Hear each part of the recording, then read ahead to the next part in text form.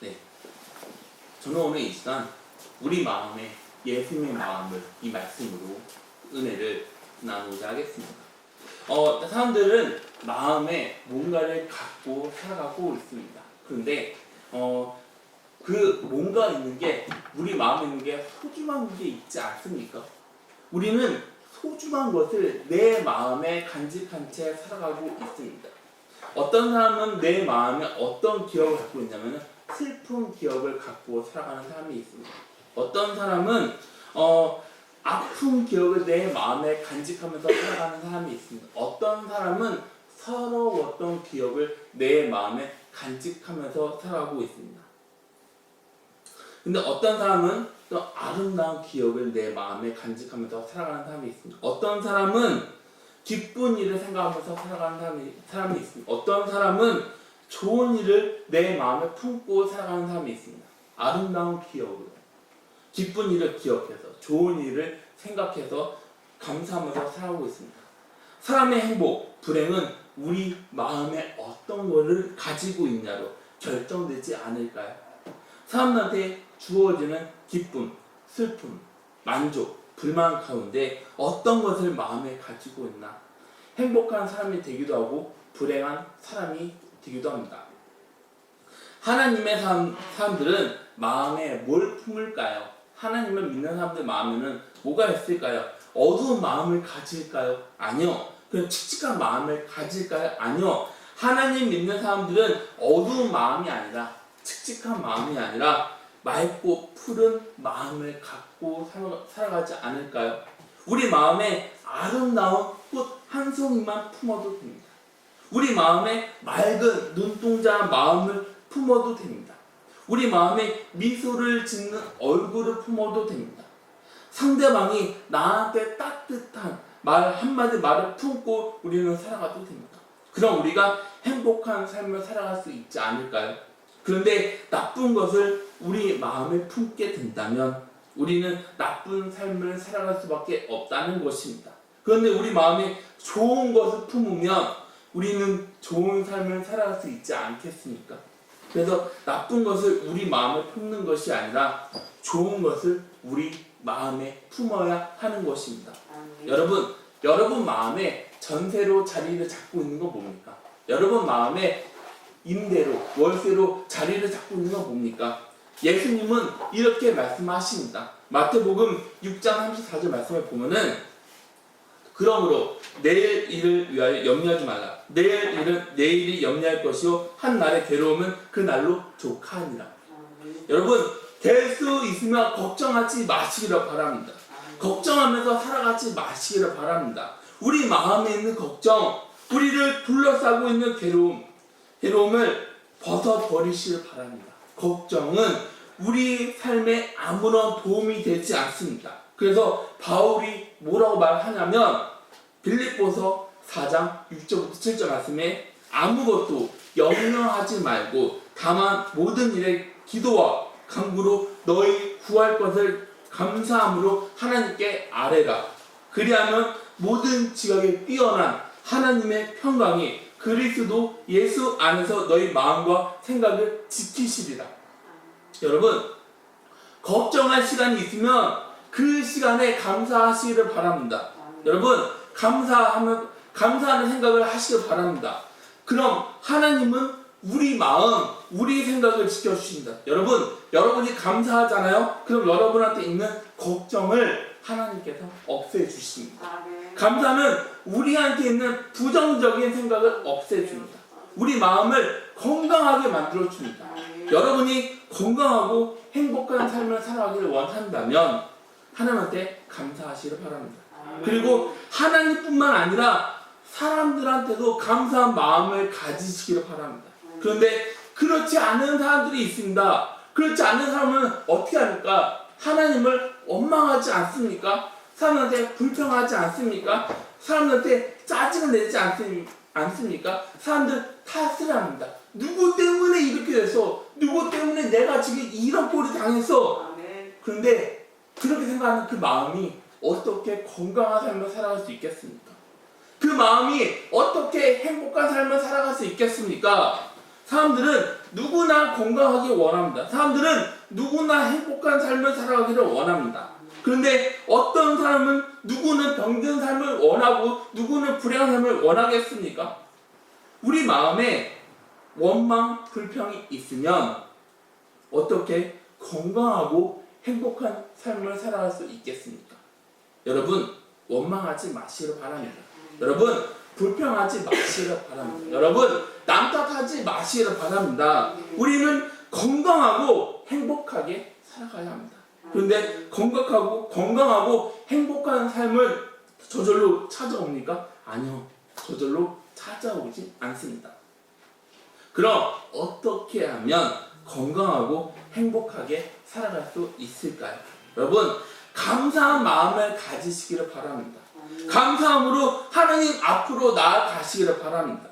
우리가 하나님한테 은혜를 받았습니다. 그럼 감사하지 않습니까?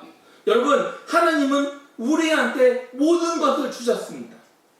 그래서 우리 입에서는 감사가 나오지 않습니까? 그런데 우리 입에서는 감사가 나와야 하는데 우리 입에서는 감사가 나옵니까? 아니요. 어떻게 하면은 우리 입에서는 원망, 불평이 나오지 않습니까? 어떻게 원망이 나오고 불평이 나올 수 있습니까? 하나님은 우리 죄와 우리 허물을 덮어주었습니다. 우리를 절망과 저주 지옥에 살아가던 우리이지 않습니까? 그럼 우리한테 와서 우리한테 뭘 주셨습니까? 소망을 주시지 않았습니까? 하나님은 우리한테 복을 주셨습니다. 그리고 우리를 천국으로 인도해 주셨습니다. 하나님은 우리가 살아가는 동안 우리한테 필요한 것들을 다 채워주셨습니다.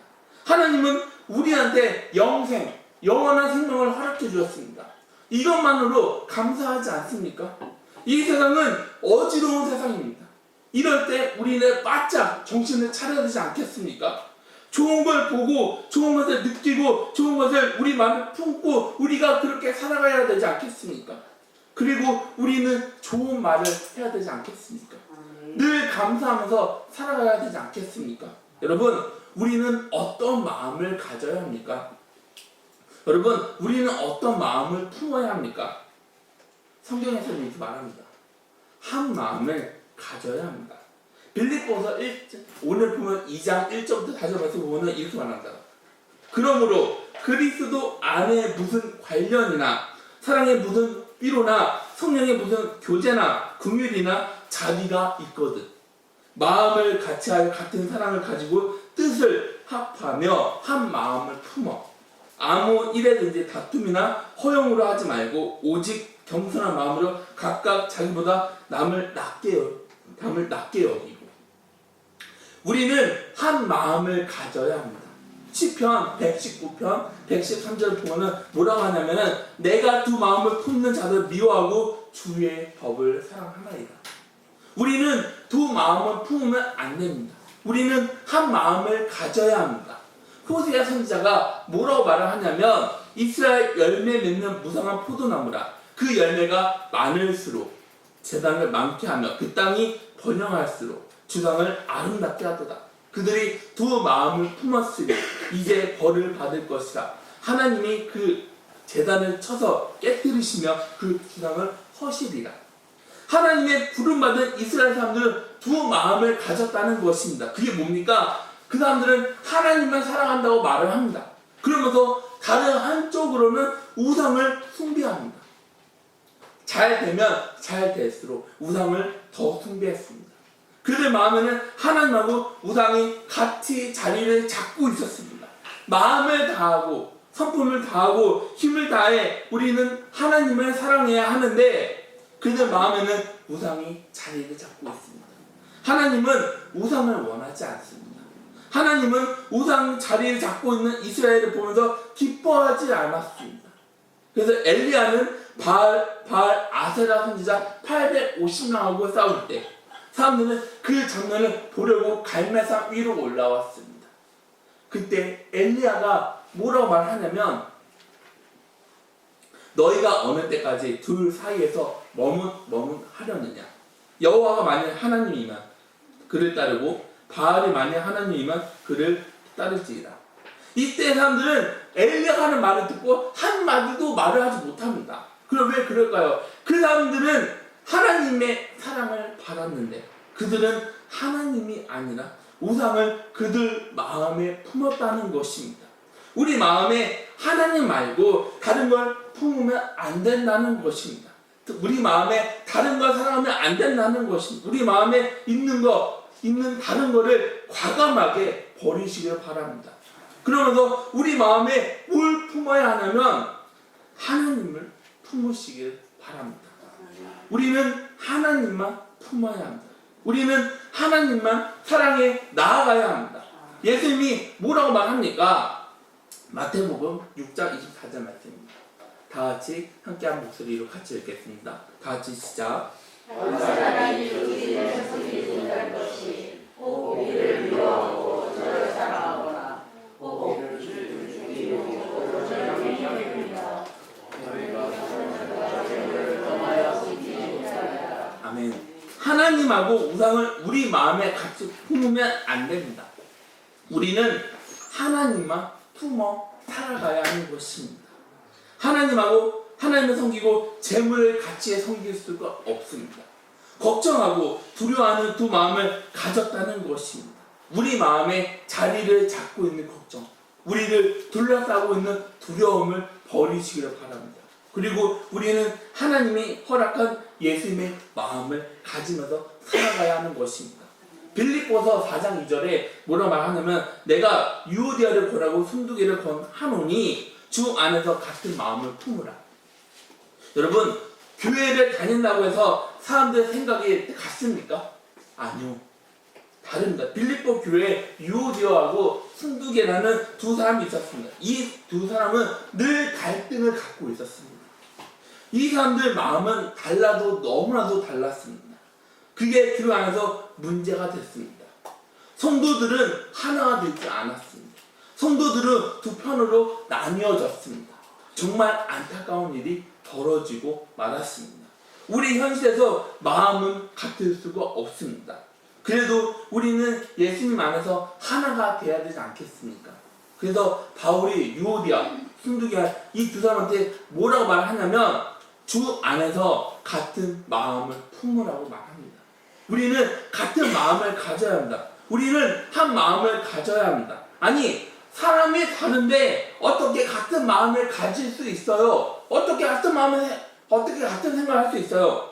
우리가 예수님의 마음을 갖게 될 때 우리 마음은 같은 마음이 될 수 있다는 것입니다. 우리 마음 다를 수 있습니다. 그런데 다른 우리가 예수님의 마음을 갖게 된다면 우리는 예수님 안에서 같은 마음을 가질 수 있게 된다는 것입니다. 그래서 바울이 뭐라고 말합니까? 빌립보서 3장 8절부터 9절 말씀에 보면은 또한 모든 것을 해로 여김은 내 주 그리스도 예수를 아는 지식이 가장 고상하기 때문이라. 내가 그를 위하여 모든 것을 잃어버리고 배설물로 여김은 그리스도를 얻고 그 안에서 발견되려 함이니 내가 가진 의는 율법에서 난 것이 아니요 오직 그리스도를 믿음으로 말미암은 것이니 곧 믿음으로 하나님께로부터 난 의라. 2024년 2월 우리 마음에는 예수 그리스도로 가득 차야 되지 않겠습니까? 우리가 예수님의 마음을 갖게 된다면 우리 2024년은 다른 해보다 더 다른 해하고 다른 삶을 우리가 살아갈 수 있지 않을까요? 우리는 예수님의 마음을 가져야 합니다. 5절부터 8절 말씀으로는 뭐라 말합니까? 너희 안에 이 마음을 품으라. 곧 그리스도 예수의 마음이니 그는 근본 하나님의 본체시나 하나님과 동등됨을 취할 것을 여기지 아니하시고 오히려 자기를 비워 종의 형체를 가지사 사람들과 같이 되셨고 사람의 모양으로 나타나사 자기를 낮추시고 죽기까지 복종하셨으니 곧 십자가에 죽으시고. 여러분, 우리 주님이 왜 이 낮고 낮은 곳으로 오셨습니까? 예수님이 내려온 이유가 뭡니까? 하늘 영광 자리를 버리시고 왜 이 낮고 낮은 곳으로 오셨습니까? 예수님은 이렇게 말합니다. 마가복음 10장 45절 말씀에 보면은 인자가 온 것은 섬김을 받으려 함이 아니라 도리어 섬기려 하고 자기 목숨을 많은 사람들이 대성물로 두려 함입니다. 그럼 예수님은 왜 죽어야 했을까요? 그 이유가 뭡니까? 우리를 살리려고, 우리를 구원하려고 이 낮고 낮은 곳으로 예수님이 오셨다는 것입니다. 그리고 예수님은 십자가에서 죽으십니다. 예수님은 나를 살리려고 오셨습니다. 예수님은 여러분을 살리려고 오셨습니다. 예수님은 나를 섬기기 위해 오셨습니다. 예수님은 여러분을 섬기기 위해 오셨습니다. 그래서 요한이 뭐라고 말하냐면 이렇게 말합니다. 요한 1서 5장 12절 말씀을 보면 아들이 있는 자에게는 생명이 있고 하나님의 아들이 없는 자에게는 생명이 없느니라. 우리 마음에 어떤 마음을 가져야 할까요? 예수 그리스도 마음을 가져야 하지 않겠습니까? 우리는 예수 그리스도하고 같이 살아가야 되지 않겠습니까? 우리는 예수님하고 같이 죽어야 하지 않겠습니까? 우리는 예수 그리스도하고 같이 살아가면 우리는 기쁨을 맛보게 됩니다. 바울은 갈라디아서 2장 20절에 이렇게 말합니다. 내가 그리스도와 함께 십자가에 못 박혔나니 그런즉 이제는 내가 사는 것이 아니요 오직 내 안에 그리스도께서 사시는 것이다. 이제 내가 육체 가운데 사는 것은 나를 사랑하사 나를 위하여 자기 자신을 버리신 하나님의 아들을 믿는 믿음 안에서 사는 것이다. 예수님은 나를 살리시기 위해 목숨을 십자가에 내놓으셨습니다. 예수님은 여러분을 살리시기 위해 목숨을 십자가에 내놓으셨습니다. 예수님은 내 죄와 내 허물을 용서해 주기 위해 이 낮고 낮은 곳으로 오셨습니다. 예수님은 여러분의 죄와 여러분의 허물을 덮어주기 위해 용서해 주시기 위해 이 낮고 낮은 곳으로 오셨습니다. 하나님은 우리를 어둠의 권세에서 구원하시려고 하나님의 자녀로 삼으시려고 하나님의 나라로 옮기시려고 그래서 골로새서 1장 13절부터 14절에는 이렇게 말합니다. 그가 우리를 흑암의 권세에서 건져내사 그의 사랑의 아들이 나라로 옮기셨으니 그 아들 안에서 우리가 속량 곧 죄의 사함을 얻었도다. 그래서 우리는 예수님의 마음을 가져야 하는 것입니다. 우리는 감사하면서 찬양하는 삶을 살아가야 하는 것입니다. 빌립보서 2장 9절부터 11절 말씀을 보면 뭐라고 하냐면 이러므로 하나님이 그를 지극히 높여 모든 이름 위에 뛰어난 이름을 주사 하늘에 있는 자들과 땅에 있는 자들과 땅 아래에 있는 자들로 모든 무릎을 예수의 이름에 꿇게 하시니 모든 입으로 예수 그리스도를 주라 시인하여 하나님 아버지께 영광을 돌리게 하셨느니라. 여러분 우리는 우리 입으로 예수 그리스도를 내 구주라고 고백을 해야 합니다. 그리고 우리는 하나님한테 영광을 돌리면서 살아가야 합니다. 우리가 예수님의 마음을 가질 때 그때 우리는 하나님한테 영광을 돌리면서 살아갈 수 있게 됩니다. 그래서 예수님이 뭐라고 말합니까? 마태복음 5장 14절부터 16절 말씀을 보면은 너희는 세상의 빛이다. 산 위에 있는 동네가 숨겨지지 못할 것이요 사람의 등불을 켜서 말 아래 두지 아니하고 등경 위에 두나니 이러므로 집안 모든 사람에게 비추느니라. 이같이 너희 빛이 사람 앞에 비치게 하여 그들로 너희 착한 행실로 보고 하늘에 계신 너희 아버지께 영광을 돌리게 하라. 우리가 예수님의 마음을 가질 때 우리는 이 세상에서 빛된 삶을 살아갈 수 있게 됩니다. 우리가 예수님의 마음을 가질 때 우리는 빛과 소금의 삶을 살아갈 수 있게 됩니다. 우리가 예수님의 마음을 가질 때 우리는 하나님한테 영광을 돌릴 수 있는 삶을 살아갈 수 있게 됩니다. 어떤 사람을 보면 와, 저 사람 믿음 정말 좋아. 정말 좋다. 와, 저 사람 정말 믿음 정말 끝내준다. 그런데 그 사람 교회를 나가기만 하면은 180도 모습이 달라진 모습 우리가 볼 수 있지 않습니까?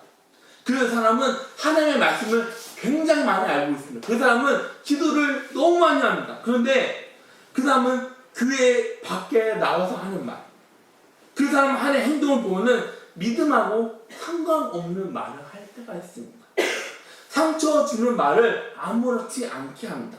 싸우는 것을 너무나도 좋아합니다. 거짓말 많이 합니다. 그래서 사람들이 뭐라고 말합니까? 나는 저 사람이 믿는 예수 믿지 않을 거다. 저 사람이 믿으면 난 예수 믿지 않겠다. 저 사람이 교회를 다니면 나는 교회 다니지 않겠다. 이런 말을 들을 때가 있지 않습니까? 우리가 하는 말이 다른 사람한테 영향을 끼치는 걸로 끝나는 것이 아닙니다.